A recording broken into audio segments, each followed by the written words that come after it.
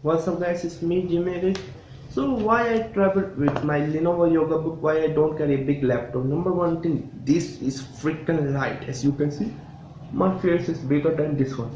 This is freaking light, this is super thin. I just use as a tablet, to be honest with you. Most of the time if I want to use as a laptop, I use a laptop also.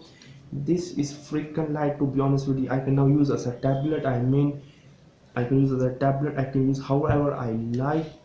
To be honest with you, Lenovo Yoga Book is a revolutionary product. I want an update version with at least 8 GB of RAM, at least 128 GB of UF1, which is like a faster storage, or SSD something. This is super thin. As you can see, it's super thin. It's super thin. I really love Lenovo Yoga Book. Currently I'm in Africa, Rwanda, Kigali on my business trip. I use this one. I bring this one. To be honest with you, there is none better thing on market than Lenovo Yoga Book. Mac Air 11 inch. It sucks, to be honest. It's heavy, it's chunky. Not a single laptop which can compete with the Lenovo Yoga Book.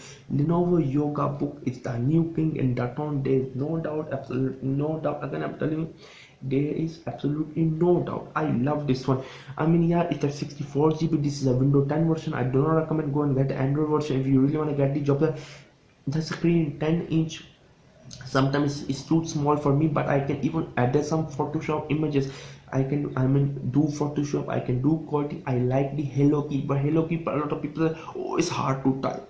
In the morning while I will making notes for my videos, I use Hello Keyboard.